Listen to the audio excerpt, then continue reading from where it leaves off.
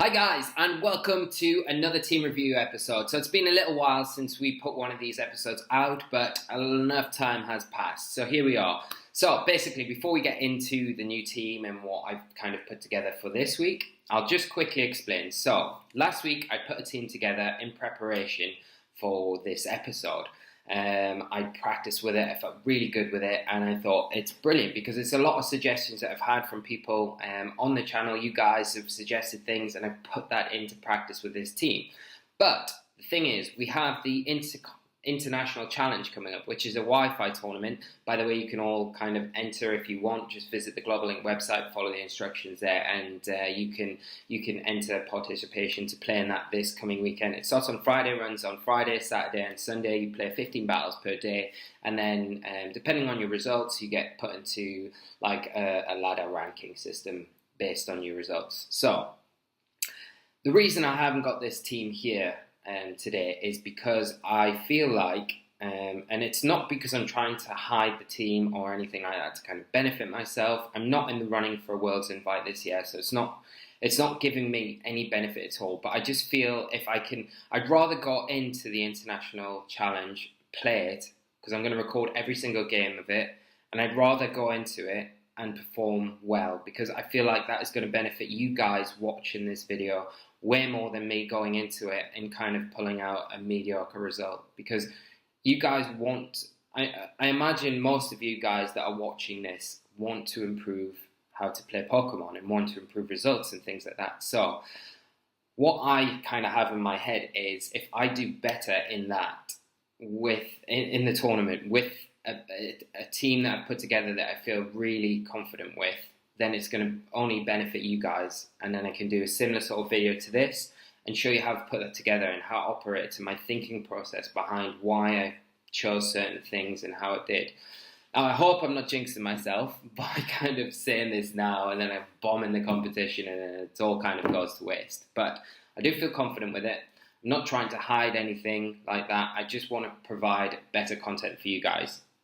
That's the basic thinking behind it. If I can do better in the tournament, then it's going to kind of portray over to you how you guys can do a similar thing, going forward in the future. And that is that. Like I say, I'm not in the running for a Worlds invite this year. I just want to go in a little bit for myself to kind of prove to myself that I can still play at a higher level. It'll also prove to you guys that I can play at that high level, and it's going to give you guys a benefit. I will share everything about the team as soon as the tournament's finished, the QR codes, everything like that. So it's not a case of hiding it to kind of benefit myself. It's just the way things are. If the International Challenge hadn't been this coming weekend, and there wasn't the opportunity to kind of showcase something like this to you guys in a tournament setting, then I wouldn't have done it. But it's just because I have a good opportunity now. I don't know how many tournaments I'll be able to play in this season. I won't be travelling abroad this year, unfortunately, which is a big shame. So this is a big tournament. This is like a worldwide tournament, and I probably won't be going to any intercontinental championships like the ones abroad in Australia, Brazil, or America, unfortunately, this year. So these are the big tournaments that I have a chance to kind of provide content for, and that was the main thinking behind it, really, guys. So I hope, if there's any problems with it, obviously let me know in the comments below, but that it was mainly done, and I've made this decision based on hopefully providing you guys with more beneficial content than I would. I don't want to go into it and just bomb out or do mediocre and finish middle of the line. I want to go in and do as well as I can, and that will provide hopefully you guys with, I don't know, just it's gonna hopefully kind of benefit you guys a lot more that way. But without whittling on any more about it, we'll get on to the team that I've kind of put together quickly for this week's episode. So we're only going to use this week, but it's quite a common archetype of team. It's stuff that I've wanted to try out all season and I haven't yet. We haven't featured anything like it on the channel, but I put my own spin on it slightly. I built the team from the ground up, and the EV spreads, the movesets are a bit different from the normal archetypes that you're going to see on this sort of team. But at the end of the day, it's going to be a bit of fun, and I think it will be quite entertaining to watch. And there might be some ideas in this team that you guys haven't thought of if you're running a similar sort of archetype of team and things like that. So hopefully you do pick something up from it. But without further ado, we'll jump into it. So here is the team. You can see the overview here. We've got Torkoal, Tapu Lele, Oranguru, Garchomp, Gyarados, and Lilligant. So I'm going to quickly zap over to the Global Link website, and we can see from the rankings here. So pretty much what I kind of tend to do when I'm putting a new team together is kind of cover some bases. So this is a Pokemon Global Link website. It is under the Championship Battle rules. You can see the leaderboard here, but below that you can see the Pokemon rankings. And this is really key information, and it's really good information to work off when you're building a team, because these are the most familiar things that you will see going forward in the metagame. They're the likely things that you'll go up against. So, like for instance, you can click on Garchomp here, and it'll give you an array of information. So you can look at the most popular movesets. It'll give you a percentage of moves that are used on it, the ability, the nature that they're commonly using, and held items as well. So it's got all the information a Pokemon trainer would need. Now, the bases that I was talking about that I try and cover within team building are, you kind of look at the overall usage stats here. So one big thing this season is we've got Tapus. So you've got Tapu Koko, Tapu Lele, Tapu Fini, and poor old Tapu Bulu right the way down here. Now, they control terrains, and terrains are huge in this metagame because they give either boosts to the likes of Tapu Koko with its electric terrain, psychic terrain gives Tapu Lele a boost, and you've got Tapu Bulu with its grassy terrain, and then the misty terrain kind of nerfs the others. So you've got the terrain wars going on. So one thing I want to include in the team is Tapu. So you've got some way of kind of controlling terrain. The other thing you want to look for is weather control. So you've not only got terrains, you've got weather control. So you've got 4 different weather abusers. Well, you've got 5 different weather abusers. So you've got 2 hail users in Ninetales and Vanillux. You've got a drizzle user who can summon the rain to the field in Pelipper. You've got the sandstorm with Gigalith, and the sun with Torkoal with its drought ability. So that's another one. So that's 2 bases we're looking to cover. Now, the other thing I kind of include with all my teams, or try to include, is Intimidate, because Intimidate is such a unique and an amazing ability. It's not got the best distribution this year, but it's so powerful. Like, if you look at Garchomp here and Arcanine here, the top 2 used Pokemon in the metagame are predominantly physical type attackers. So if you've got a Pokemon with Intimidate, you're not using a move. It's not costing you a move to bring in that Pokemon on these 2 and nerf their attack. So you're nerfing their damage output. It's huge, and it's not costing you anything. It's just an ability. So that's why it's so powerful. I mean, you've got Garchomp, Arcanine, you've got Kartana, you've got Celesteela to a certain extent, Muck, obviously, Snorlax as well, Gigalith. You've got a lot of big, heavy-hitting physical attackers in the metagame, and Intimidate is quite useful. So that's the 3rd one. And the 4th one is probably one of the more important ones, is speed control. So you've got the likes of your Tailwind setters, you've got Talonflame here, you've got Mandibuzz, Aerodactyl. And then the other common form of speed control is your Trick Room. So you've got Porygon 2, Mimikyu, and Oranguru as well. So those are the 4 bases I want to kind of cover as well. And bear in mind that I've kind of thrown a team together. I've obviously picked ideas from other teams that I've seen, but these are things that I wanted to try and put my own spin on. So we'll start off with my weather control. So I have picked Torkoal because it's something that is being used commonly all season. It's super powerful. It's something I haven't used yet. But in combination with Oranguru, with the Instruct that Oranguru has, you can really take advantage of those Trick Room turns by just absolutely decimating, setting your board position up and just instructing the Eruption, which is going to just devastate everything that doesn't resist it, and even stuff that resists it. It's not built strong enough. So this was my choice. So I picked Torkoal, I went for the popular charcoal item. It's going to boost its fire type attacks in the sun, so it kind of stacks with the sun when it's out, just to give a bit more oomph to the eruption and the flamethrower when attacking. Protect is quite obvious. You're going to need that just to maneuver around, especially when you're relying on Trick Room as your speed control there. It just allows you to kind of buy turns and maneuver around and make opportunities for yourself to improve your ball position and obviously help the speed control aspect of things. And the final move is a bit interesting because I know a lot of people run Solar Beam here or Heat Wave maybe or something like that, but I just felt like Solar Beam is a bit underwhelming. It's not hitting as hard, and with all of the other weather users within the metagame as well, having Solar Beam as an option, if they haven't brought their weather option, your opponent's weather option in, you don't really want to hit the Solar Beam button, because if they switch in, say, Gigalith that turn, you're going to charge for a turn, and that just buys your opponent time to chip away at your team and, get on top and take advantage of that. So I felt like there's been a lot more. It's to kind of counteract Trick Room. You've seen a big rise in Snorlax, and you have things like Gigalith as well, which are really good against this sort of archetype of team. But Torkoal still underspeeds Snorlax and Gigalith. So my thinking behind it was, if I'm in a Trick Room, I'm not going to be able to hit Gigalith for good damage, but I could get a Will-O-Wisp off onto it, start chipping it down, and really nerf its a physical attack stat. And the same goes for Snorlax as well. It'll start chipping it down, and it'll neuter it to a certain extent. So it's just something to try. I thought I'll pop it on here, and we'll have a look at that. It's something I always say with these videos. This is just the first draft, so we can do a few battles, come back to it. If it's not working, doesn't matter. It's not making any difference. We're practicing. We're testing the team out.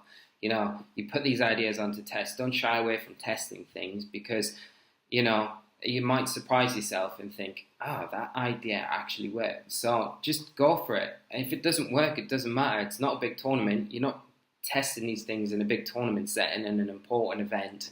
You're just practicing online. It's like, this is meant to be fun. This is meant to be where you kind of express your ideas and come up with things that might work. And this might not work. So I'm just going to test it, see how it goes, and you guys can let me know as well what you think about it. So that was the Torkoal.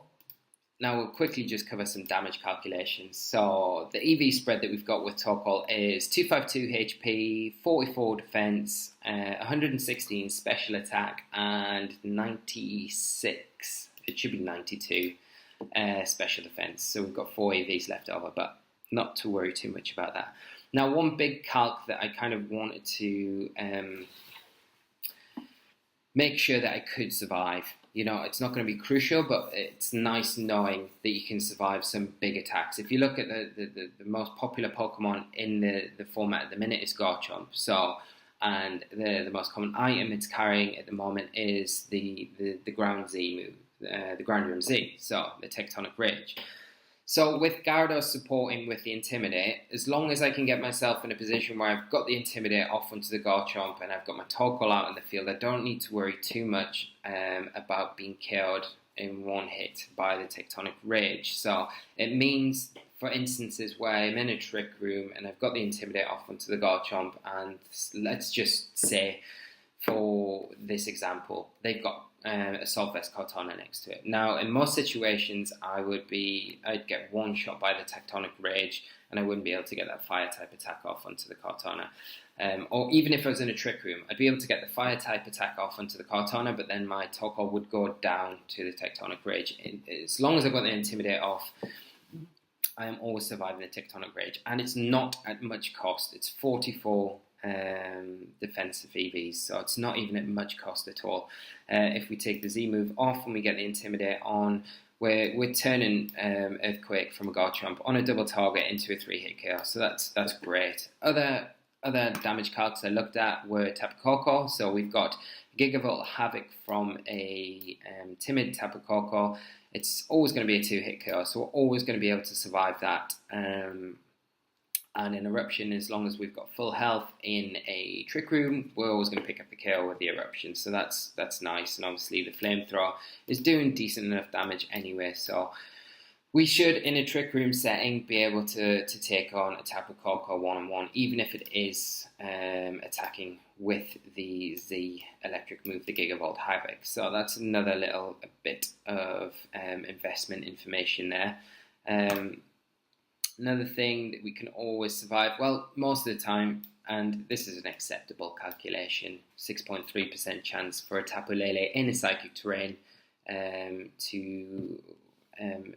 so it's got 6.3% chance with the psychic in psychic terrain to pick up a KO onto my Torkoal. So most of the time we're going to get away with that, so that's fine. Just going to check as well. So yeah, we have to. That was the other thing with the Tapu Koko, the Gigavolt Havoc. We need to make sure that we've got the psychic terrain up, because otherwise the electric terrain, it's going to absolutely demolish us. So that's another thing. We need to make sure that we're controlling terrains with the team, because we don't want to let certain things kind of run away and just start picking up KOs where they can. So we need to make it as difficult as possible for my opponents. So, disrupting with Tapu Lele, we've got on the team to disrupt the electric terrain, so that's something to look at. It's strange because Torkoal hasn't got the best special defensive stat at all. So just going through some of the calculations here with the special side of things, it was quite surprising. So I've had to put slightly more investment into that stat than I'd probably feel comfortable with. But again, like I say, if it's not working out or finding we're not needing that investment and we might want a bit more special attack, we can always come back and change that. So we've got that, we've got the Tapu Lele, and then what's this? We've got, so Gigalith, yeah. So this is the Will-O-Wisp idea. So we're not going to be hitting Gigalith for very much damage at all, especially in the Sandstorm with the special attack buff that it gets. But if we can get a Will-O-Wisp onto it, we turn the Stone Edge from the Gigalith. I mean, even if we go full investment with the Gigalith here, let's see. It's still, it's got 1.2% chance to 2-hit KO after Sandstorm damage, which is tiny. So it's a 3-hit KO really. So with the Will-O-Wisp, we turn that Stone Edge into a 3-hit KO, which is huge. It's massive. And that hopefully will buy us time to switch out the Torkoal and bring it back in to get control of the weather, if we need to in that sort of situation. So that just kind of supports that a little bit more. Now, let's move on to the next one. So we've got Tapu Lele. Tapu Lele I have EV'd to, so it's got 108 HP, 44 defense, 148 special attack, 4 special defense, and 204 speed. So let's just quickly jump to a quick overlook of Tapu Lele here. So yeah, that's the EV spread that we've got on it. It's a timid nature, and we've got a moveset of Psychic, Moonblast, Protect, and Thunderbolt. So if we jump back to where were we? So that's the Torkoal and the Tapu Lele. So yeah, one thing with the investment, this is just a nice calc that I kind of noticed as well. It wasn't really built to survive this, but if we look again at a -1 Jolly, this is an Adamant. So a -1 Adamant Garchomp Tectonic Rage, it's got a 6.3% chance to kill. Most Garchomps are Jolly, so if we go the Jolly, as long as we get the Intimidate off, we're still going to be surviving that with a decent amount of damage, and always going to be able to pick up with the Life Orb. I've just put the Life Orb on it just to give it a bit more power, because we're not running Modest, so it kind of makes up for that, and we're not running max investment in the special attack either. So the Life Orb helps pick up for that. So that's against your standard Garchomp. We're surviving that with that investment. Then we'll move on to the Kartana. Now, Kartana is obviously a very popular Pokemon, so it's something you want to have a look at and make sure that you've got ways around it. Now, again, we're heavily using the Gyarados Intimidate here, but hopefully we can make sure that we can kind of utilize the Intimidate, and as long as we get an Intimidate off onto a Kartana, even a Cho'Scarf max invested Adamant Kartana Smart Strike isn't picking up the 1-hit KO on Tapu Lele, and as long as we've got the Psychic Training effect, we'll be returning with a KO with the Psychic. Also, what I wanted to say, I'll just quickly jump back to this Garchomp with the Adamant Garchomp as well. So, there's the speed stat primarily is, if anyone is running Adamant Garchomp, we're obviously running quite a lot of speed here, but we outspeed Adamant Garchomps, max speed Adamant Garchomps by 1 point. We obviously speed an array of the other Pokemon within the metagame as well. So, not max invested Arcanines will be outspeeding them. So it means we can get, pick up hits on them before they can on us, etc. So that was the other reason. But the main thing is we're obviously underspeeding Tapu Kokos. So we're always kind of putting off my opponent leading with the Tapu Koko in that situation. And as you'll see later, we're running things like Sleep Powder on our Lilligant. So it kind of forces my opponent not to lead with the Tapu Koko if they're kind of taking a stance, and sometimes forcing it to lead with it. So we can always kind of make sure that we're wiping out that electric terrain if we do lead with our Tapu Lele and they lead with the Tapu Koko. Just a bit of food for thought anyway. So we'll move on. So that is the Kartana calculation. And remember, that is on Adamant. So if it is Jolly, we're comfortably taking that. Or a Salt Vest with like no investment. So I mean, if we look at the common AV Kartana on -1, yeah, we're taking that quite comfortably. But I mean, we're not going to be picking up the KO at all on that Kartana, so it's something we need to look at. But we do have other options in the team. I mean, we've got the Torkoal, puts a lot of pressure onto it. We've got the Scarf Garchomp as well with Tex for that as well. So we can look at that in a little bit. So next, we will move on to, so Tapu Koko. Tapu Lele obviously does a great job. It is kind of taking on Tapu Koko. Even in electric terrain, we're going to be able to take the Life Orb Thunderbolt quite comfortably. And as well, we're hopefully not in the situation where we've got the electric terrain up. So if we've got the psychic terrain up, we will always be picking up the KO onto your standard Tapu Koko. So that's something to think about. And Celesteela as well. So Celesteela is something we need to be aware of. Obviously, like I said, we do have the Torkoal, which deals with it quite well. But, it doesn't hurt having other options against these more popular Pokemon. And that's why I've chose Thunderbolt on the Tapu Lele, because as long as we can get an Intimidate off onto the Celesteela, prior to it doing any heavy slam damage, we're not. This is just your standard kind of Celesteela. It's not picking up the KO after the Intimidate onto my Lele with this investment, and we are picking up a 2-hit KO pretty much with the Thunderbolt on Celesteela, so which is pretty nice. So it's it makes the kind of the one-on-one option a little bit. A lot better really going in against it, whereas if you're not running the Thunderbolt, you're pretty limited to what you can do against Celesteela in that sort of situation. Moving on. So without spoiling anything, let's jump back to the team preview thing, team builder option, and look at our next mon. So we needed a form of speed control, and what better option of speed control with Torkoal is Oranguru. So we have Oranguru, it has Trick Room, and it has, more importantly, Instruct. So in the Trick Room, we're going to be able to take advantage of that Instruct with the Eruption with the Torkoal. The Instruct isn't just there to take advantage with Torkoal. You've got to remember that you can use Instruct with, the Garchomp, the Gyarados, or the Tapu Lele if you need to. I've stolen the idea of using the Psychic Z with the Trick Room and the Psychic from my good friend Ben Kiriakou. It basically running the Psychic Z on Oranguru.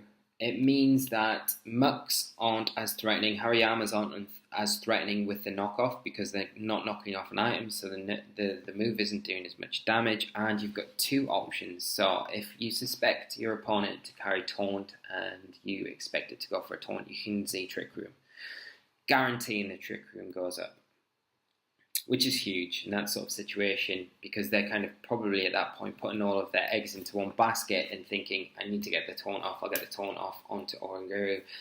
And if you can get the Trick Room up in that situation, you're putting yourself in such a good position at that point in the battle. So the other option was it's a bit of a weird spread, but it does make sense for the reasons I've chose anyway. So we've got Psychic as well. And again, one of the big threats to Torkoal and this sort of team is going to be Garchomp. As I've said before, it's the most popular Pokemon in the format at the minute, so I wanted a way to be able to nuke Garchomp. And with a little bit of investment, and I changed its nature. Let's see if I can find it. Where are we going? So, no, one before, I think. Yeah, no, one before that. Sorry about this, guys. And the one before that, I think. So here we go. Yeah. So, with a little bit of investment, I've chosen a quiet nature, so we're getting the slowest Oranguru as possible. And 84 special attack EVs ensures against a Garchomp. As long as we've got the Psychic Terrain up, we will be picking the K up onto your regular Garchomp, which is huge, because if you can get rid of the Garchomp, then Torkoal's going to have a much easier time going forward in the battle. So that was one thing. Obviously, we can have a look at other calcs with it. You've got, so there was the Alolan Muck calculation. Because we've not got an item, if I just stick an item on here, it's doing a massive amount of damage. So you're looking at the knockoff doing, and that's -1 as well. So yeah, you're looking 83 to 98% damage if you've got an item. So it's doing a heck of a lot of damage. So if you're going for the Trick Room and it knocks off your berry, for instance, whatever Muck's partner is going to be able to easily pick up the KO and just prevent that Trick Room. Whereas without the item, it's not doing half as much damage. And hopefully it puts you in a better position to survive whatever its partner is throwing at you at the time, so you can get that Trick Room off. That's just an example anyway. So what else have we got? We've got, so the special investment, we've got, obviously, I don't know if I went through this, so we've got 252 HP, 116 defense, 84 special attack, and 52 special defense. So with that kind of investment, we're always going to be alright surviving, even in electric terrain. Tapu Koko, Gigavolt, Havoc.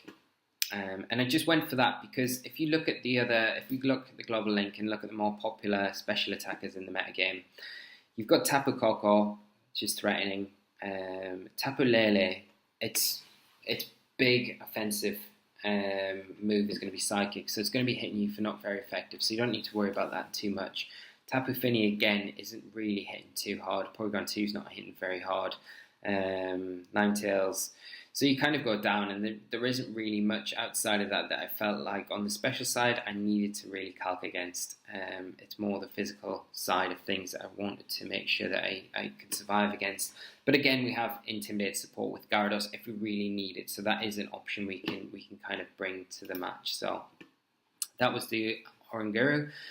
The Garchomp, I should probably switch these two around because I wanted, obviously, Intimidate in the team. And I'll cover the Gyarados first. So I want Intimidate in the team because it helps support pretty much everything that we've got. We've got the Torkoal that is threatened by rock-type attacks, ground-type attacks, that are predominantly physical-type attacks. So the Intimidate supports with that. You've got steel-type attacks, poison-type attacks that are threatening Tapu Lele.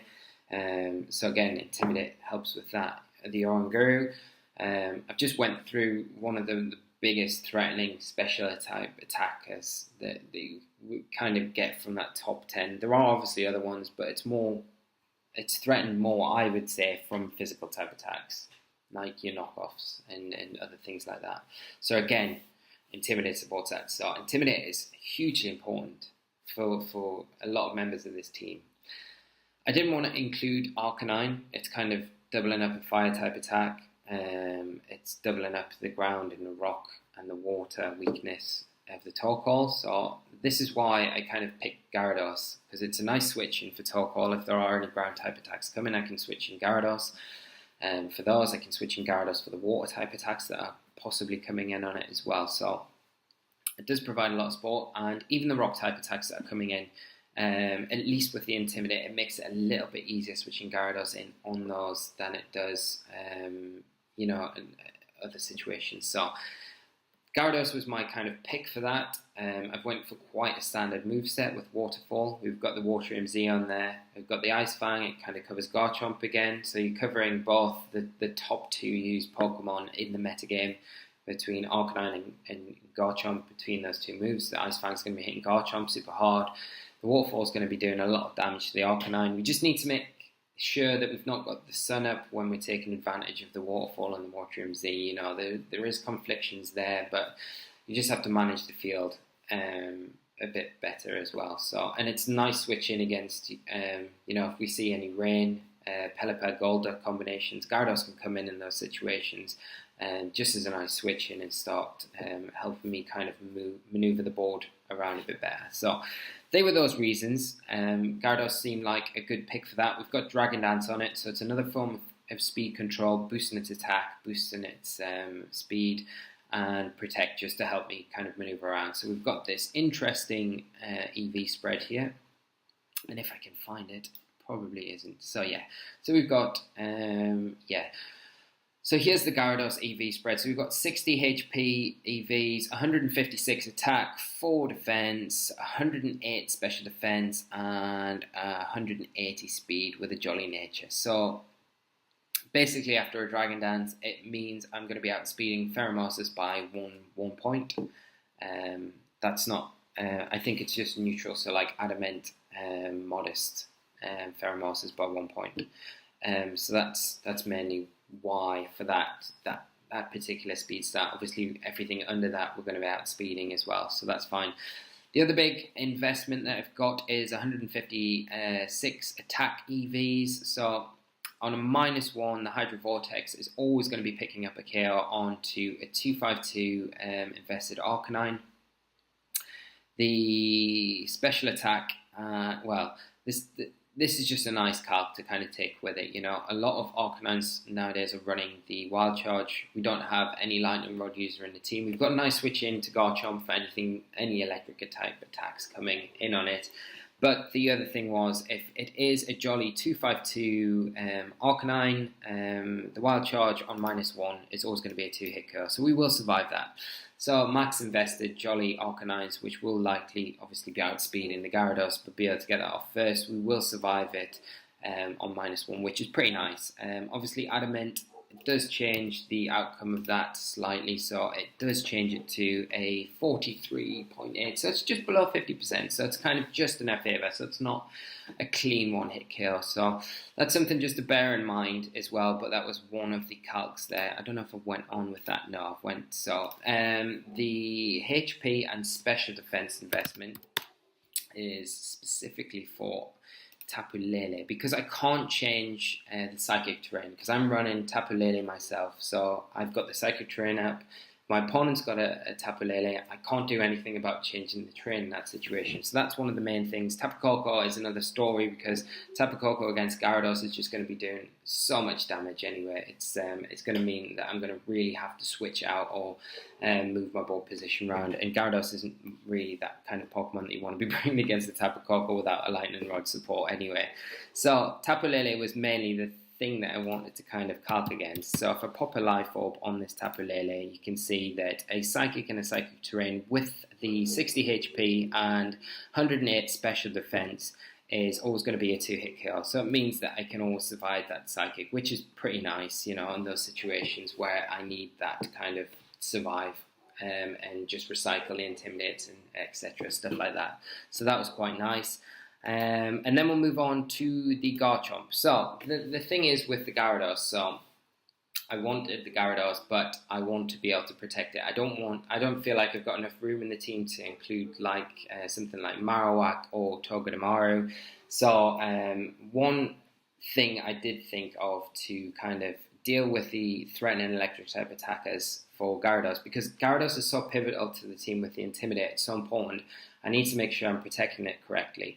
And one way I thought about doing this was kind of including Scarf Garchomp. So it's always going to be outspeeding Tapu Koko, and probably most of your other electric type attackers, and being able to get that Earthquake off before they can attack the Gyarados. So just taking advantage of that, and that was mainly the thought process behind that. The EV spread. So the moveset we went for is Earthquake, obviously, just for the stab ground type attack. Rock Slide is something nice to take advantage of, especially with the Choice Scarf for the flinch chance and things like that. It's also hitting anything that's immune to the ground Earthquake attacks that are coming out. We've got Poison Jab just for coverage against things like Tapu Bulu, any other tapus, and I've opted for flamethrower as well because we've got the sun. I don't really want to be in a situation where I'm relying on if Garchomp gets burned, for instance, or it's being intimidated and keeps getting cycled. I don't want to be in a situation where I can't take care of Kartana or Celesteela. And with the flamethrower, and especially with the drought ability and the sun on the field from the Torkoal, it's just making that a bit more powerful than it would normally. So I've kind of opted for that. Again, it's just testing, something to test, so we'll see how that goes. But that was kind of my reason behind it, and we'll go on to the EV spread right now. So I will pull up Garchomp. So the Garchomp EV spread is 60 HP, 220 attack. We've got 84 special defense and 140 speed with an adamant nature. Obviously we're scarfed, so we can take advantage of that adamant, the extra power and attack, because it doesn't make much sense to run Jolly because there's not really much else that we're going to really have to worry about taking care of, outspeeding, for instance. But the EV spread's slightly different because what I wanted to do is this big thing here, this Porygon 2. Porygon 2 is actually one of the best Pokemon, I think, in the metagame to actually deal and handle with Garchomp. It can take all of its attacks extremely well, even its Z moves, and it threatens very heavily with the Ice Beam. Now, one thing, I've just taken a standard Porygon 2 here as well from the damage calculator that we can see. So, this is why I've got this spread. So, and I've got one spare AV, and I could put it into attack. But if I do that, most of the time, Porygon 2 is going to get from the download boost, it's going to get the special attack boost. And that turns the Ice Beam into an easy one-hit KO against Garchomp. But if I don't do that, then we're surviving the Ice Beam, which gives Garchomp a lot more longevity in the battle. It means it's sticking around for an extra turn, potentially, which is huge. And, you know, just for even being able to kind of get through, like if Porygon's out and it Ice Beams and its partner protects, and Garchomp survives just because of this calc, it means at least the next turn I can KO the partner potentially, and then I'm still chipping away at Porygon 2 as well. So for that sort of situation, it works out really well. The 140 speed allows me to hit 210 with the Scarf, so I'm outspeeding pretty much everything. Obviously not probably Scarf Kartanas and stuff like that, and max speed Leles and things like that, but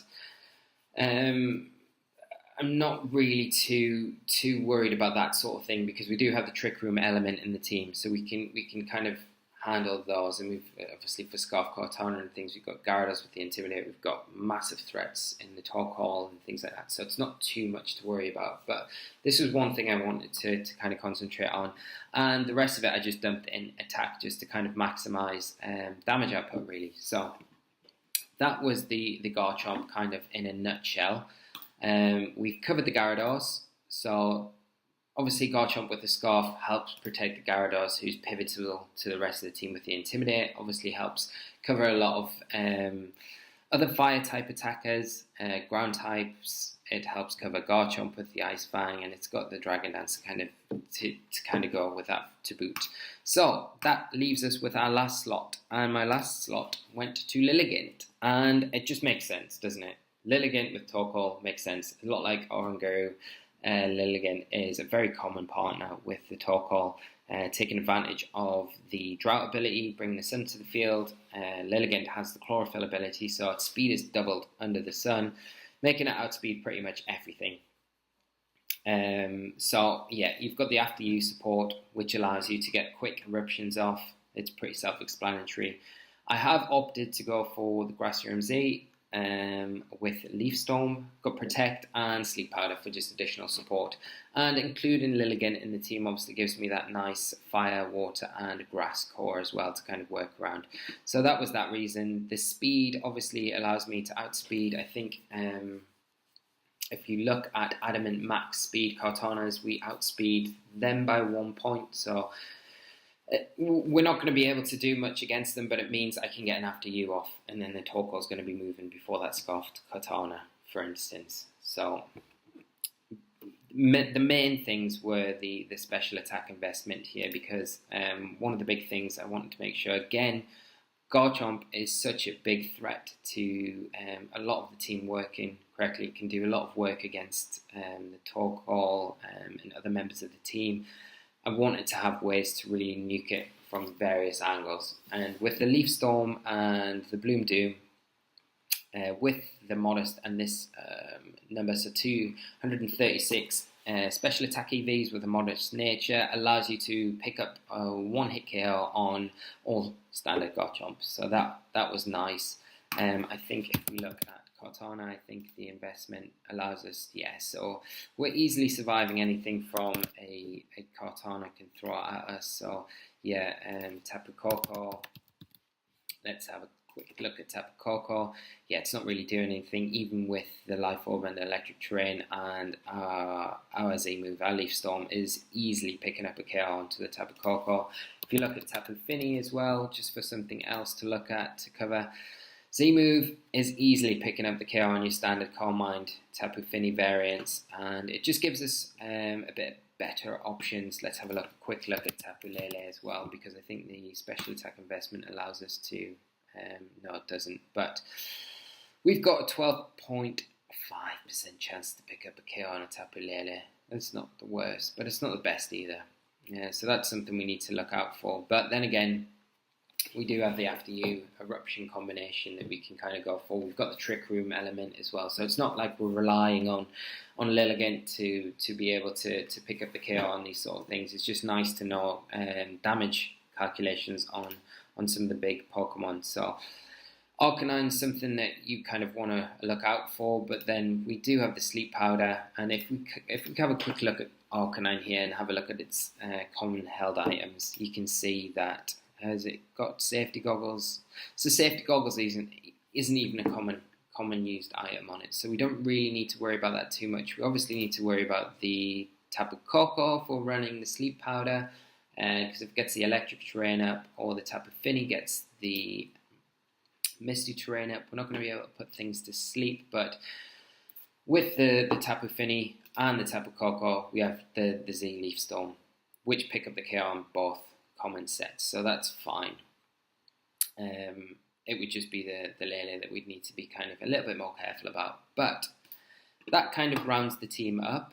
Obviously we are threatened as well. I'll just quickly cover, there is a few things that threaten it. Obviously the Talonflame we're threatened with the Gale Wings Brave Bird, or the Gale Wings Supersonic Sky Strike, but then we do have Tapu Lele, which kind of helps against any priority attacks being made onto anything when the Psychic Terrain's up on the field. I forgot to mention as well, I am using Telepathy on Oranguru because it gives another option to bring in when I've got Garchomp out on the field. So I've got two Pokemon that I can freely Earthquake next to, with the Gyarados with its flying type attack and the Oranguru with its telepathy ability as well. So we can take advantage of that with the Garchomp as well. So that kind of rounds out the team. I don't know if I've missed anything. There's probably a few things I've missed or forgotten about. But basically, guys, I think the team is going to be really fun to run, and hopefully it'll provide you guys with some interesting battles this week. Like I say, if things aren't working out too well with the team, and we're struggling against certain things, or we come up against something we're like, oh my god, how do we beat this with this team? This team's terrible. We'll come back to this and have a look at what options we've got to kind of change things around. Nothing's set in stone, like I say. These are just ideas to test with and take forward. So, guys, we'll wrap things up there, because then we'll move on. So this episode will be now, and then in probably an hour's time, maybe an hour and a half, we'll have the School of Hard Knocks episode with this team. So we'll take this on to the back spot and see how we get on. But I'm super excited to have a go with it, because I've seen a lot of people use it this year. Like I say, it's quite a common archetype. It's got a few different elements to it through just changes I've made.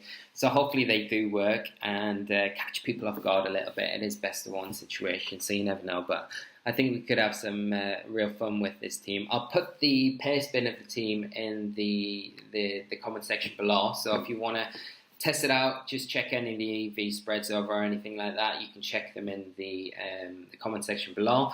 What I'll do is create a QR code for the team prior to doing the School of Hard Knocks episode, so you guys can check that out. If you want to test this out on the battle spot, check that out. If we make any changes though throughout the week, if we come back to this kind of team review episode sort of thing with this team, I'll update the QR code as well, so you can kind of bank on that being updated every time we do any changes with this. But hopefully, guys, I hope you've enjoyed this episode. I hope it's been a bit like insightful into how I've kind of put things together and what I kind of look for when I'm just putting a quick team together. Like I said, this is just a quick fun team, hopefully to kind of prove like just something a bit different this week, isn't it? Before, just in preparation for that international challenge this weekend. I'm really hyped for it. I hope you guys are competing in it if you can have the chance, and it would be great to know if you are, what ideas, if you're struggling with anything, if you need any help with it, just let me know. I'm more than happy to give a hand, give any practice sessions out if we've got time. So guys, I will call it a day there. And, oh wow, it's kind of taken out of me this, just explain that. I hope it's been alright. If you have enjoyed the episode though, guys, do leave a like on the video. It is really appreciated. Subscribe to the channel because we'll have more of these episodes coming out on a more regular basis. Obviously, we've got another new team coming next week, so we'll have a real in-depth. We'll probably have a 2-part on that team to kind of go over that. We've got the QR code showcase series that I'm doing as well, so I'm picking up teams from the QR code facility on the global link and playing them. So we'll have another one of those tonight, which is super interesting with a really cool team. So stay tuned for that. Subscribe to the channel. You'll get all the updates for when they come out. And I'll not drag this on any longer, but thanks for watching, guys. I do appreciate it, like more than you know. And until later on, and until the next episode of this team review thing, I will see you later, guys. So whatever you're doing, take care of yourselves, and until later on, I will see you later. So bye bye.